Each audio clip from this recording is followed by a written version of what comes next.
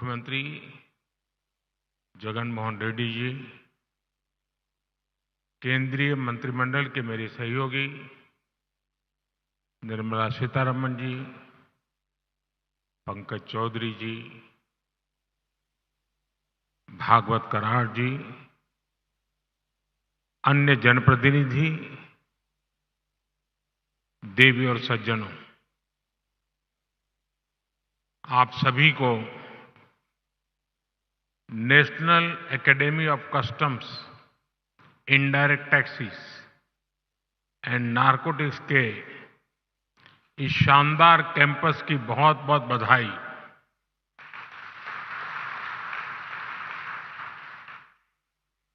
जिस श्री सत्य साई जिले में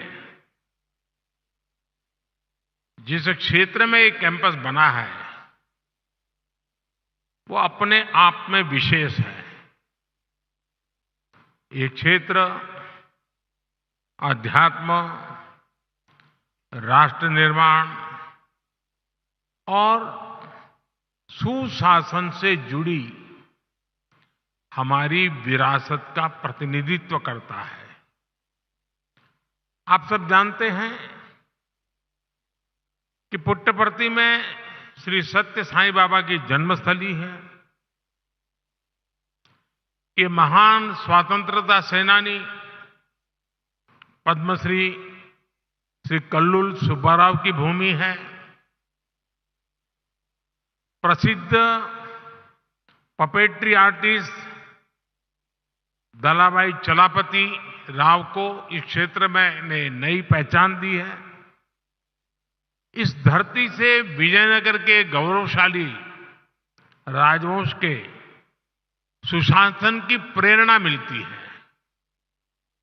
ऐसी प्रेरणादायी जगह पर नैसीन का यह नया कैंपस बना है। मुझे विश्वास है ये कैंपस गुड गवर्नेंस के नए आयाम गढ़ेगा, देश में ट्रेड और इंडस्ट्री को नई गति देगा। साथियों, आज तिरुवल्लुवर दिवस भी है। संत तिरुवल्लुवर ने कहा था, उरु पोरुलम उल्गु पोरुलम तन्वोन्नार तिरुपोलम वेंदन पोळु, यानी राजस्व के रूप में प्राप्त राजकीय कर और शत्रु से जीते हुए धन पर राजा का ही अधिकार होता है। अब लोकतंत्र में राजा तो होते नहीं, राजा तो प्रजा होती है और सरकार प्रजा की सेवा का काम करती है। इसलिए सरकार को पर्याप्त राजस्व मिलता रहे, उसमें आपकी बहुत बड़ी भूमिका है। साथियों, यहां आने से पहले मुझे पवित्र लेपाक्षी में वीरभद्र मंदिर जाने का सौभाग्य मिला है। मंदिर में मुझे रंगनाथा रामायण सुनने का अवसर मिला। मैंने वहां भक्तों के साथ भजन कीर्तन में भी हिस्सा लिया।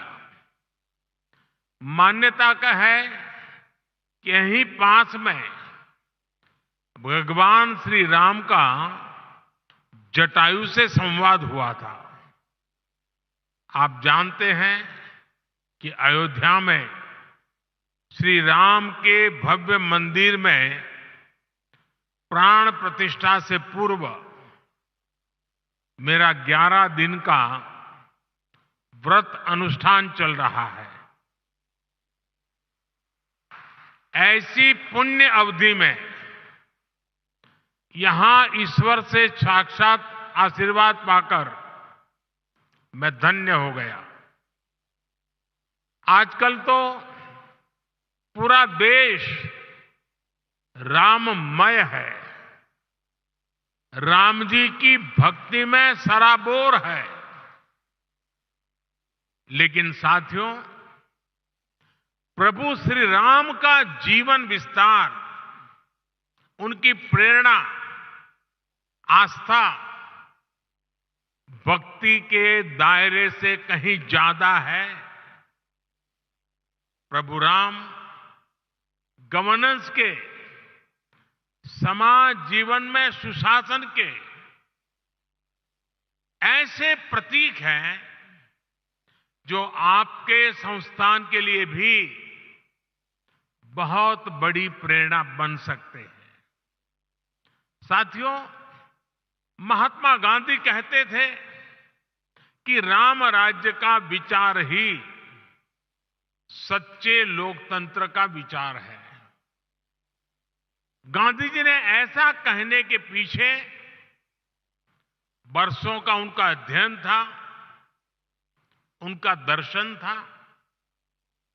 राम राज्य यानी एक ऐसा लोकतंत्र जहां हर नागरिक की आवाज सुनी जाती थी और उसे उचित सम्मान मिलता था।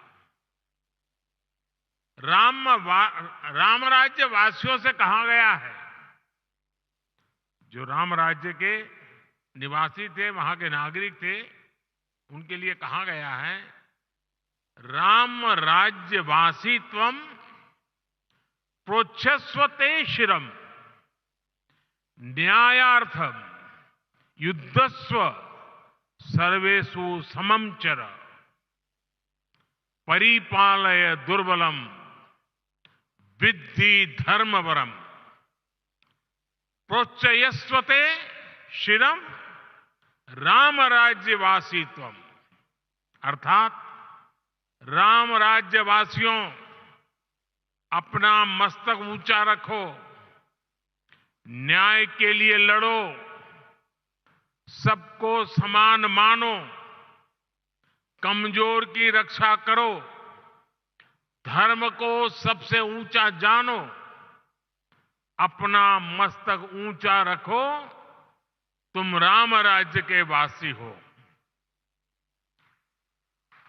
राम राज्य सुशासन के इन्हीं 4 स्तंभों पर खड़ा था, जहां सम्मान से, बिना भय के हर कोई सिर ऊंचा करके चल सके, जहां हर नागरिक के साथ समान व्यवहार हो, जहां कमजोर की सुरक्षा हो और जहां धर्म यानी कर्तव्य सर्वोपरि हो।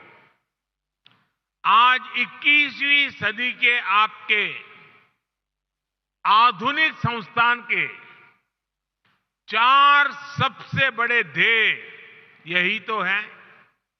एक, एडमिनिस्ट्रेटर के रूप में रूल्स और रेगुलेशंस को लागू करने वाली इकाई के रूप में आपको इस बात को हमेशा याद रखना है। साथियों, नैसिन का रोल देश को एक आधुनिक इकोसिस्टम देने का है। एक ऐसा इकोसिस्टम जो देश में व्यापार कारोबार को आसान बना सके, जो भारत को ग्लोबल ट्रेड का अहम पार्टनर बनाने के लिए और फ्रेंडली माहौल बना सके, जो टैक्स, कस्टम्स, नारकोटिक्स जैसे विषयों के माध्यम से देश में ईज ऑफ डूइंग बिजनेस को प्रमोट करे और जो गलत प्रैक्टिसेस से सख्ती से निपटे। थोड़ी देर पहले मैं कुछ नौजवान युवा ट्रेनी अफसरों से भी मिला हूं। ये अमृत काल को नेतृत्व देने वाली कर्म योगियों की अमृत पीढ़ी है। आप सभी को सरकार ने अनेक शक्तियां भी दी है। इस शक्ति का उपयोग आपके विवेक पर निर्भर करता है और इसमें भी आपको प्रेरणा प्रभु श्री राम के जीवन से मिलेगी। एक प्रसंग में भगवान राम लक्ष्मण से कहते हैं, नेयम मम मही सौम्य दुर्लभा सागरांबरा नहि क्षयेयम धर्मेण शक्रत्वमपि लक्ष्मण। यानी मैं चाहूं तो सागर से घिरी ये धरती भी मेरे लिए दुर्लभ नहीं है, लेकिन अधर्म के रास्ते पर चलते हुए अगर मुझे इंद्रप्रस्थ भी मिले तो मैं स्वीकार नहीं करूंगा। हम तो अक्सर देखते हैं कि छोटे छोटे लालच में ही कई बार लोग अपने कर्तव्य, अपनी शपथ को भूल जाते हैं। इसलिए आप सभी अपने कार्यकाल में प्रभु राम की कही ये बात अवश्य याद रखिए। साथियों, आपका सीधा सरोकार टैक्स व्यवस्था से है। राम राज्य में टैक्स कैसे लिया जाता था, इस पर गोस्वामी तुलसीदास जी ने जो कहा है वो बहुत प्रासंगिक है। गोस्वामी जी तुलसीदास जी कह रहे हैं, बरसत हर्षत लोग सब करसत लखै न कोई, तुलसी प्रजा सुभागते भूप भानु सो होई। अर्थात सूर्य पृथ्वी से जल खींचता है और फिर वही जल बादल बनकर वर्षा के रूप में वापस धरती पर आता है, समृद्धि बढ़ाता है। हमारी टैक्स व्यवस्था भी वैसी ही होनी चाहिए। हमारा प्रयास होना चाहिए कि जनता से लिए टैक्स की पाई पाई जन कल्याण में लगे और वो समृद्धि को प्रोत्साहित करे। आप अध्ययन करेंगे तो इसी प्रेरणा से हमने बीते 10 वर्षों में टैक्स सिस्टम में बहुत बड़े रिफॉर्म किए। पहले देश में भांति भांति की टैक्स व्यवस्थाएं थी जो सामान्य नागरिक को जल्दी समझ में नहीं आती थी। पारदर्शिता के अभाव में ईमानदार टैक्स पेयर को, बिजनेस से जुड़े लोगों को परेशान किया जाता था। हमने जीएसटी के रूप में देश को एक आधुनिक व्यवस्था दी। सरकार ने इनकम टैक्स सिस्टम को भी आसान बनाया। हमने देश में फेसलेस टैक्स असेसमेंट सिस्टम शुरू किया। इन सारे रिफॉर्म्स के कारण आज देश में रिकॉर्ड टैक्स कलेक्शन हो रहा है और जब सरकार का टैक्स कलेक्शन बढ़ा है तो सरकार जनता का पैसा विभिन्न योजनाओं के जरिए जनता को लौटा भी रहा है। 2014 में सिर्फ 2 लाख रुपए तक ही 2 लाख तक की इनकम पर ही टैक्स छूट थी। हमने 2 लाख से बढ़कर के सीमा 7 लाख रुपए तक पहुंचा दी। 2014 के बाद से हमारी सरकार ने टैक्स में जो छूट दी है, जो रिफॉर्म किए हैं, उससे देशवासियों को करीब करीब 2.5 लाख करोड़ रुपए टैक्स की बचत हुई है। सरकार ने नागरिक कल्याण की बड़ी योजनाएं बनाई हैं, आधुनिक इंफ्रास्ट्रक्चर पर रिकॉर्ड निवेश कर रही है।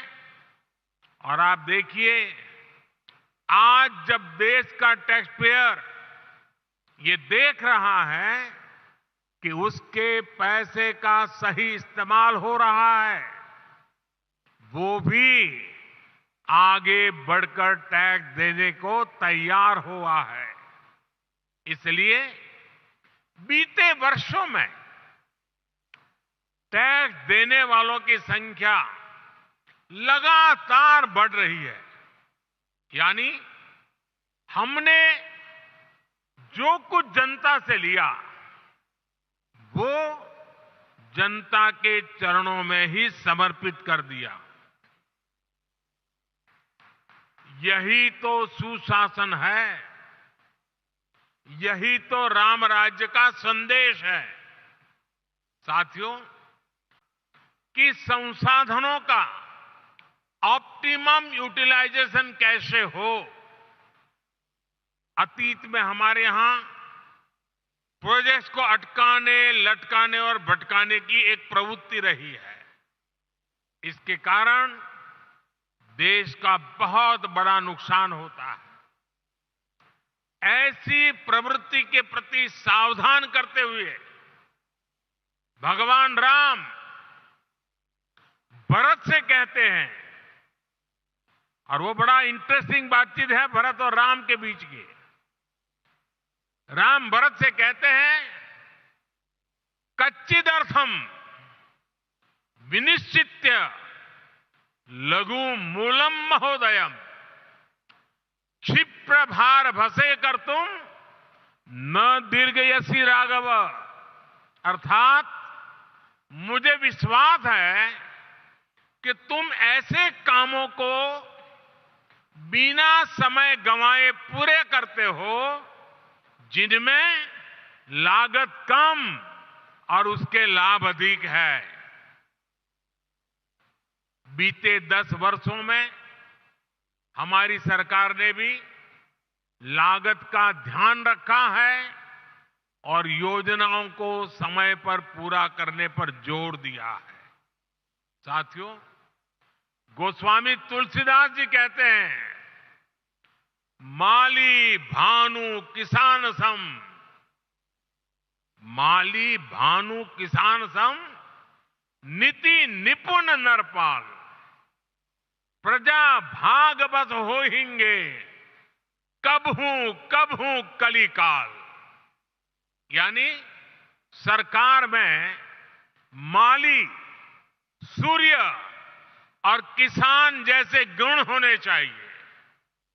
माली कमजोर पौधों को सहारा देता है, उसका पोषण करता है, उसके हक के पोषण को लूटने वाले को हटाता है। वैसे ही सरकार को, सिस्टम को गरीब से गरीब का संबल बनना चाहिए, उन्हें सशक्त करना चाहिए।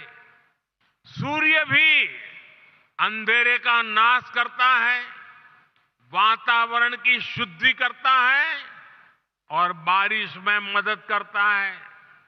बीते 10 वर्षों में गरीब, किसान, महिला और युवा, इन सबको हमने ज्यादा से ज्यादा सशक्त किया है। हमारी योजनाओं के केंद्र में वही लोग सर्वोपरि रहे हैं जो वंचित थे, शोषित थे, समाज के अंतिम पायदान पर खड़े थे। बीते 10 वर्षों में लगभग 10 करोड़ फर्जी नामों को हमने कागजों से बाहर किया है। आज दिल्ली से निकला एक एक पैसा उस लाभार्थी के बैंक अकाउंट में पहुंचता है जो इसका हकदार है। भ्रष्टाचार के विरुद्ध लड़ाई, भ्रष्टाचारियों पर एक्शन सरकार की प्राथमिकता रही है। आप सभी को इन्हीं प्राथमिकताओं को ध्यान में रखकर अपना कार्य करना ही चाहिए। साथियों, राष्ट्र के विकास के लिए राज्य का विकास, इस भावना के साथ जो काम हुआ है, इसके सुखद परिणाम आज हमें मिल रहे हैं। आपको कल रिलीज हुई नीति आयोग की ताजा रिपोर्ट की जानकारी अवश्य हुई होगी। जब कोई सरकार गरीबों के प्रति संवेदनशील होती है, जब कोई सरकार साफ नीयत से गरीबों की परेशानी दूर करने के लिए काम करती है, तो उसके परिणाम भी निकलते हैं। नीति आयोग ने कहा है कि हमारी सरकार के 9 साल में देश में करीब करीब 25 करोड़ लोग गरीबी से बाहर निकले हैं। जिस देश में दशकों तक गरीबी हटाओ के नारे दिए जाते रहे, उस देश में सिर्फ 9 साल में करीब 25 करोड़ लोगों का गरीबी से बाहर निकलना ऐतिहासिक है, अभूतपूर्व है। 2014 में सरकार में आने के बाद से हमारी सरकार ने जिस तरह गरीब कल्याण को प्राथमिकता दी, ये उसका नतीजा है। मेरा हमेशा से ये मानना है कि देश के गरीब में वो सामर्थ्य है कि अगर उसे साधन दिए जाएं, संसाधन दिए जाएं, तो वो गरीबी को खुद परास्त कर देगा। आज हम यही होता हुआ देख रहे हैं। हमारी सरकार ने गरीबों की सेहत पर खर्च किया, शिक्षा पर खर्च किया, रोजगार स्वरोजगार पर खर्च किया, उनकी सुविधाएं बढ़ाई, और जब गरीब का सामर्थ्य बढ़ा, उसे सुविधा मिली, तो वो गरीबी को परास्त करके सीना तानकर गरीबी से बाहर निकलने लगा। 22 जनवरी को अयोध्या में राम मंदिर में प्राण प्रतिष्ठा से पहले एक और शुभ समाचार देश को मिला है। भारत में गरीबी कम हो सकती है, ये बात हर किसी को एक नए विश्वास से भरने वाली है, देश का आत्मविश्वास बढ़ाने वाली है। भारत में कम होती है गरीबी, देश में नियो मिडिल क्लास का दायरा भी लगातार बढ़ा रही है। आप इकोनॉमी की दुनिया के लोग जानते हैं कि नियो मिडिल क्लास का बढ़ता हुआ ये दायरा इकोनॉमिक एक्टिविटीज को कितना ज्यादा बढ़ाने जा रहा है। निश्चित तौर पर ऐसे में आपको नैसीन को और ज्यादा गंभीरता के साथ अपना दायित्व निभाना है। साथियों, आपको याद होगा, लाल किले से मैंने सबका प्रयास की बात कही थी। सबका प्रयास का महत्व क्या होता है, इसका उत्तर भी हमें प्रभु श्री राम के जीवन से ही मिलता है। श्री राम के सामने विद्वान, बलशाली और संपन्न लंकाधिपति रावण की विराट चुनौती थी। इसके लिए उन्होंने छोटे छोटे संसाधनों, हर प्रकार के जीवों को इकट्ठा किया। उनके साझे प्रयासों को एक विराट शक्ति में बदला और अंत में सफलता राम जी को ही मिली। ऐसे ही विकसित भारत के निर्माण में भी हर अधिकारी, हर कर्मचारी, हर नागरिक की अहम भूमिका है। देश में आय के साधन बढ़े, देश में निवेश बढ़े, देश में व्यापार कारोबार करना आसान हो, इसके लिए हम सभी को मिलकर काम करना है। सबका प्रयास, इस मंत्र को लेकर के चलना है। नैसीन का यह नया कैंपस अमृत काल में सुशासन की प्रेरणा स्थली बने, इसी कामना के साथ आप सभी को फिर से बहुत बहुत बधाई, धन्यवाद।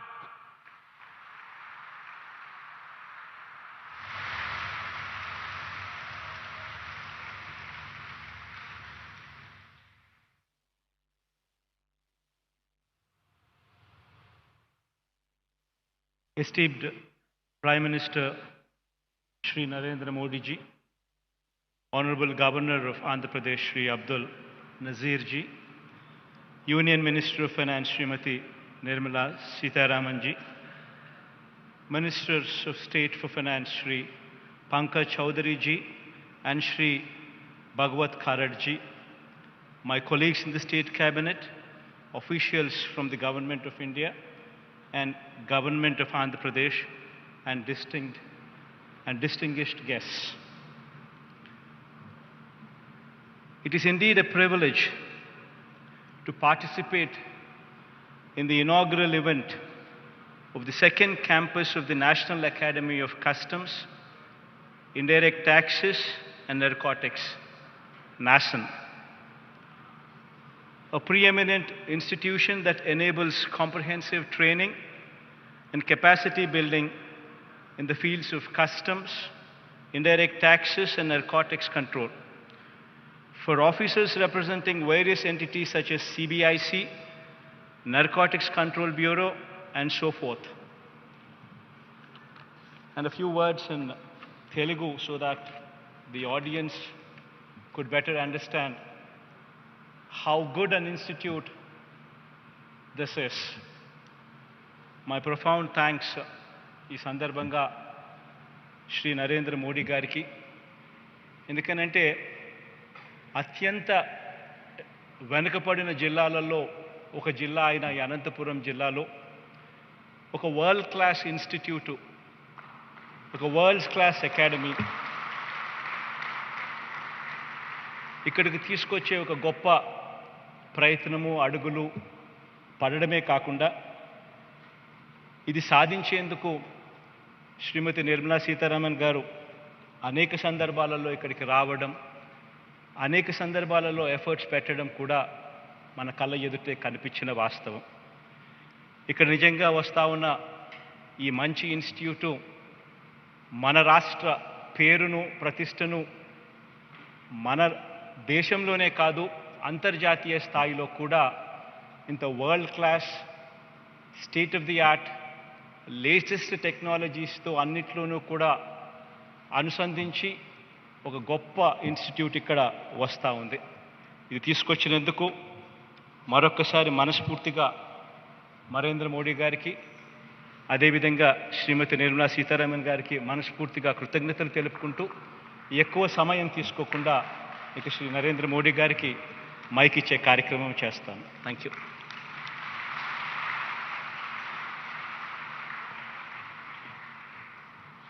Thank you, Honorable Chief Minister.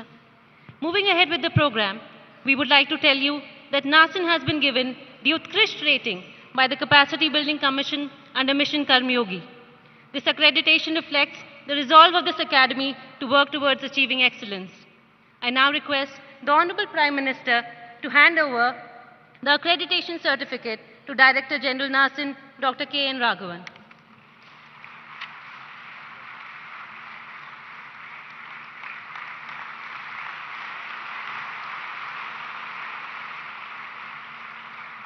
Thank you, Honorable Prime Minister. I now request the Honorable Prime Minister to formally inaugurate the Palasamudram campus of the National Academy of Customs, Indirect Taxes and Narcotics by unveiling the plaque.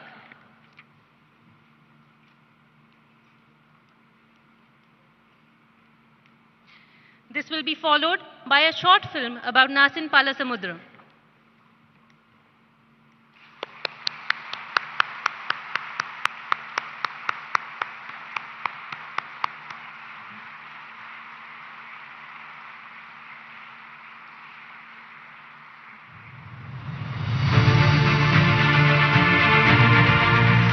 अमृत काल में विकसित राष्ट्र के निर्माण की ओर अग्रसर भारत तेजी से आधुनिक और सशक्त हो रहा है। दूरदर्शी प्रधानमंत्री श्री नरेंद्र मोदी के कुशल नेतृत्व में भारत उन्नत तकनीक एवं नवाचार को अपनाकर आज विश्व में अपनी असीम क्षमताओं का प्रदर्शन कर रहा है।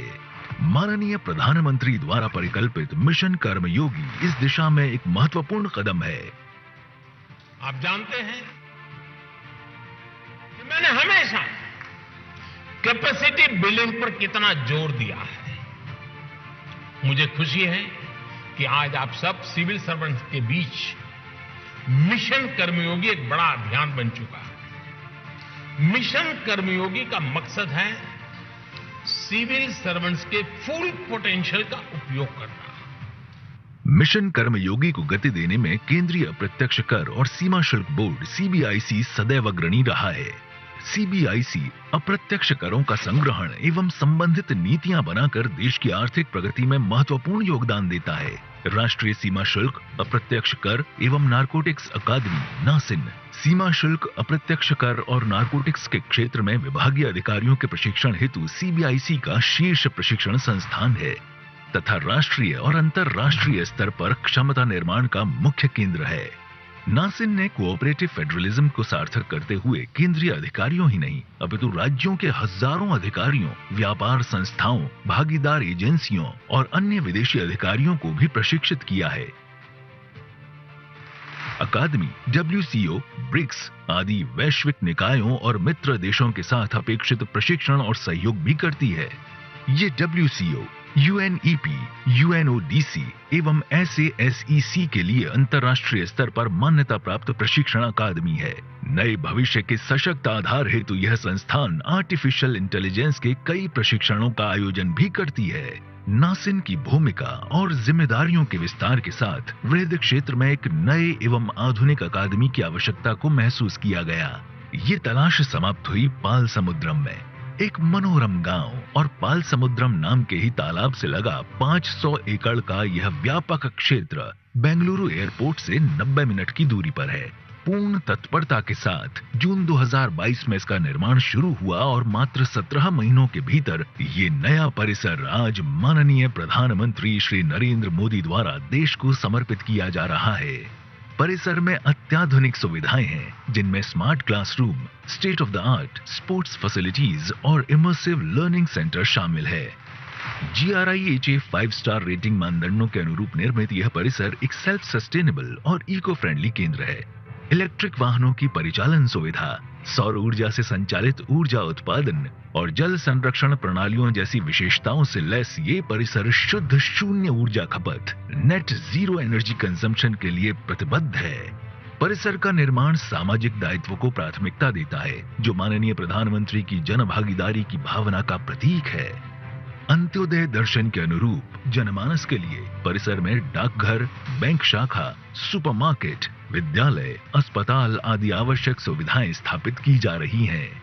मार्च 2022 में आधारशिला रखे जाने के बाद क्षेत्र के विकास के लिए कई सकारात्मक पहल हुई हैं। शीघ्र ही यहाँ होगा एक रेलवे स्टेशन और निकटवर्ती सड़क बनेगी राष्ट्रीय राजमार्ग। लोक सेवकों और अन्य हितधारकों में कौशल निर्माण हेतु समर्पित यह परिसर भारत को वैश्विक पटल पर एक नई पहचान देगा।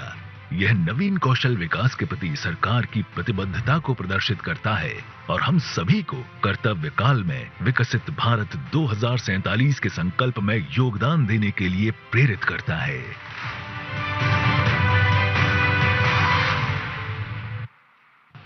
माननीय गवर्नर साहब, ऑनरेबल चीफ मिनिस्टर, मेरे साथी मंत्रीगण और इस क्षेत्र का एमपी रिप्रेजेंटेटिव जो हमारे डायस में है और पूरे अधिकारीगण और लोग जो आए हैं, आप सबको मेरा विनम्र नमस्कार। Because this is in Andhra Pradesh, I would like to speak a few words in Telugu. ఇది దేశంలోనే అతి ఉన్నతమైన ఒక మంచి ట్రైనింగ్ వ్యవస్థ.